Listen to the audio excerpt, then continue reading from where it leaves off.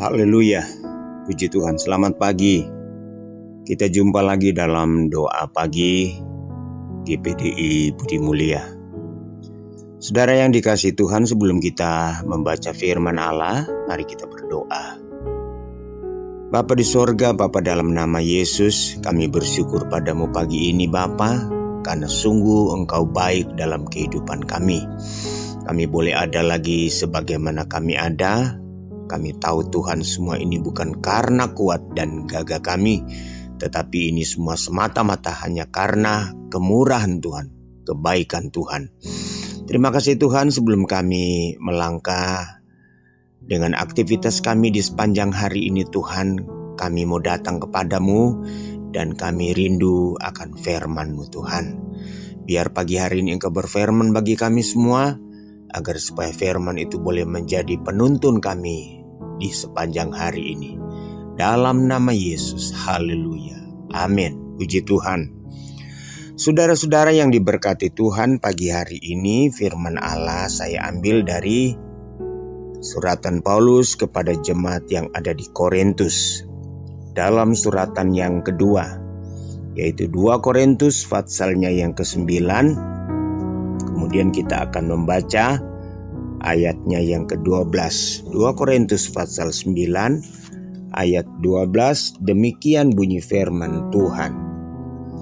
Sebab pelayanan kasih yang berisi pemberian ini bukan hanya mencukupkan keperluan-keperluan orang kudus, tetapi juga melimpahkan ucapan syukur kepada Allah. Puji Tuhan. Saudara, kalau kita melihat judul dari perikop ini, yaitu memberi dengan sukacita membawa berkat. Saudara, ada hal lain yang perlu kita ketahui dalam kehidupan kekristenan kita, dalam kehidupan kita sebagai anak-anak Tuhan, sebagai orang-orang yang telah dipilih, sebagai orang-orang yang telah diselamatkan. Saudara, seringkali orang berpikir sempit, ya, seolah-olah Yesus datang hanya untuk menyelamatkan dan selesai. Sesungguhnya saudara-saudara, ada sesuatu yang Tuhan berikan kepada setiap orang percaya. Setiap orang yang telah percaya, setiap orang yang telah diselamatkan, saudara-saudara, Tuhan memberikan tanggung jawab, ya. Tuhan memberikan tanggung jawab. Kemudian saudara-saudara, ada sekian banyak tanggung jawab dari orang-orang percaya, dari orang Kristen. Saudara-saudara, ada satu tugas yang tidak kalah pentingnya, ya, yaitu pelayanan kasih atau pelayanan diakonia atau pelayanan kesejahteraan. Saudara, betapa pentingnya, ya, pelayanan kesejahteraan, pelayanan diakonia, ya. Mengapa saya katakan, kalau kita lihat dalam kehidupan gereja mula-mula, di zaman gereja mula-mula saja, rasul-rasul sudah menaruh perhatian yang sangat besar sekali dari sisi pelayanan diakonia atau pelayanan kasih, pelayanan kesejahteraan. Kalau saudara melihat di dalam Kisah Rasul pasal 6, dengan semakin bertambahnya orang-orang yang percaya kepada Yesus, semakin bertambahnya, semakin banyaknya orang-orang Kristen, saudara, maka begitu banyak juga permasalahan tentang kesejahteraan. Sehingga saudara-saudara, Paulus atau murid rasul-rasul menganggap betapa pentingnya pelayanan ini. Mereka tidak menganggap remeh. Kemudian saudara-saudara, dalam Kisah Rasul pasalnya yang ke-6, kalau saudara baca ayat 1 sampai dengan ayatnya yang ke-6, maka rasul-rasul mengumpul murid-murid, orang-orang yang sudah percaya kepada Tuhan. Kemudian kalau kita baca dalam Kisah Rasul pasalnya yang ke-6, pada masa itu ketika jumlah murid makin bertambah, timbullah sungut-sungut di antara orang-orang Yahudi yang berbahasa Yunani terhadap orang-orang Ibrani, karena pembagian kepada janda-janda mereka diabaikan dalam pelayanan sehari-hari. Berhubung dengan itu, ke-12 rasul itu memanggil semua murid berkumpul dan berkata, "Kami tidak merasa puas karena kami melalaikan firman Allah untuk melayani meja.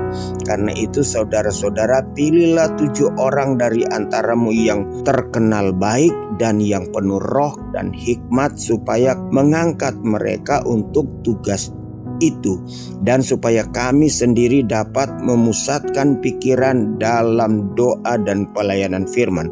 Usul itu diterima baik oleh seluruh jemaat. Lalu mereka memilih Stefanus, seorang yang penuh iman dan Roh Kudus, dan Filipus, Prokorus, Nikanor, Timon, Parmenas, dan Nikolaus, seorang penganut agama Yahudi dari Antioquia. Mereka itu dihadapkan kepada rasul-rasul, lalu rasul-rasul itu pun berdoa dan meletakkan tangan di atas mereka. Jadi saudara-saudara, inilah ya yang seringkali disebut pelayanan meja, pelayanan diakonia, pelayanan kesejahteraan. Ya, rasul-rasul menganggap ini penting, tidak bisa dipandang sebelah mata. Nah, saudara, berkait dengan hal itu kita melihat betapa Paulus menganggap ini juga penting.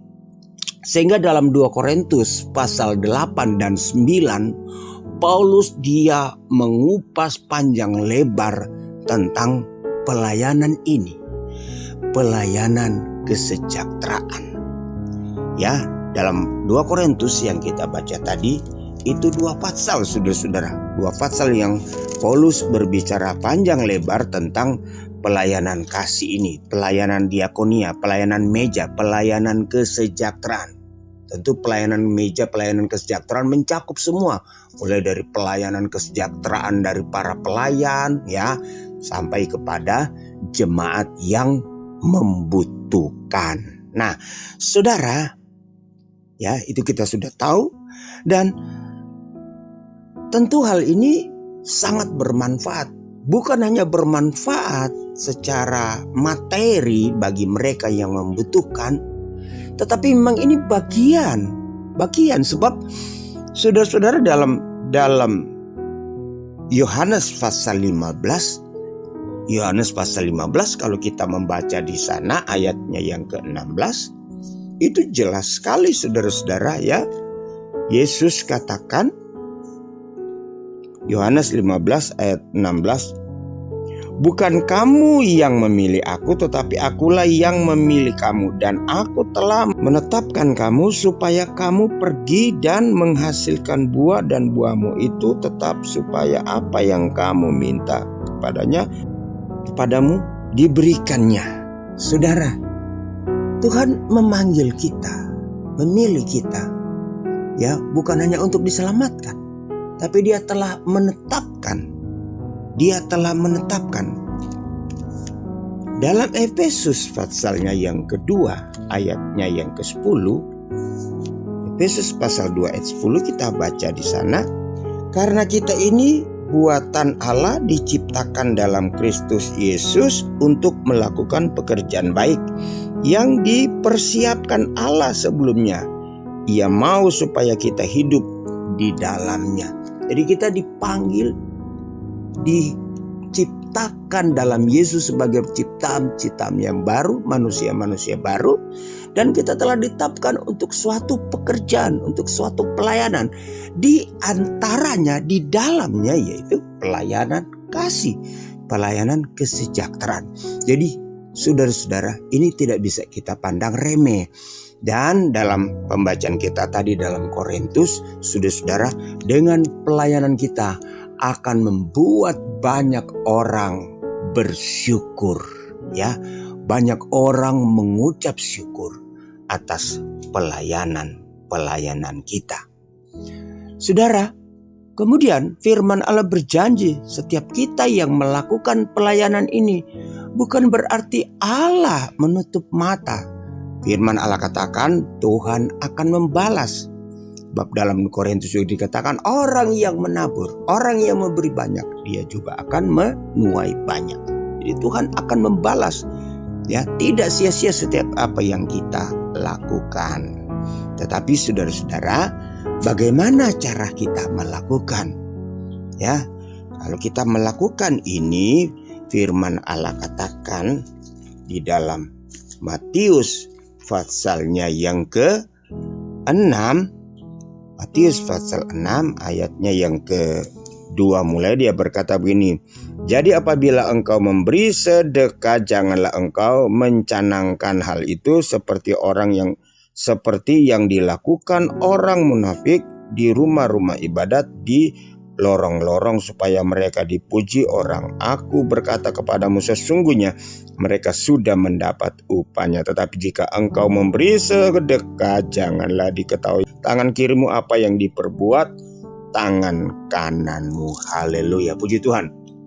Marilah saudara-saudara, jemaat Tuhan, saudara-saudara, kita mau giatkan pelayanan ini. Ada begitu banyak orang yang membutuhkan kita, kehadiran gereja, saudara-saudara, lewat pelayanan ini. Dan Yesus katakan ketika kamu melakukan pelayanan ini, kamu harus memberi dengan rela, dengan tidak mencanangkan, dengan tidak memamerkan. Karena saudara-saudara ingin dipuji oleh orang, ingin dipuji oleh manusia. Yesus katakan kalau kita melakukan itu, kita sudah mendapat upah. Upahnya apa? Kita dipuji, kita disanjung.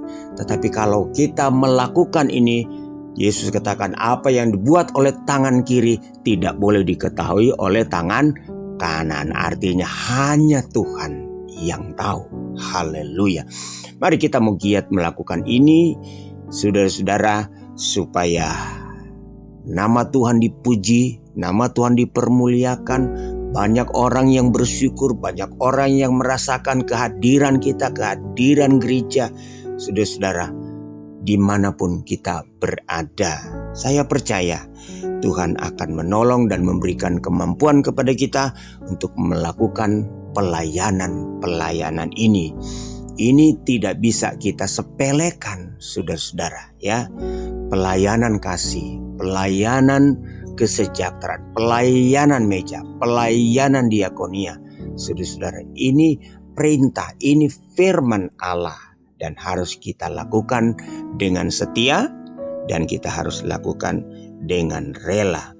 Galatia pasal 6 ayat 9 dikatakan setiap orang yang menabur, dia akan menuai pada waktunya. Haleluya, Tuhan memberkati. Kita berdoa. Bapa, terima kasih di pagi hari ini kami boleh diingatkan kembali oleh firman-Mu.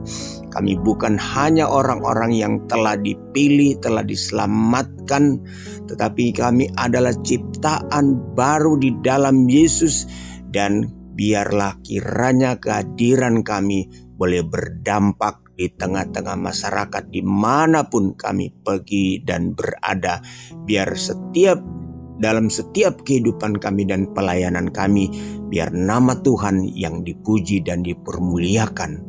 Tuhan memberkati setiap jemaat Tuhan yang mendengarkan firman-Mu pagi hari ini.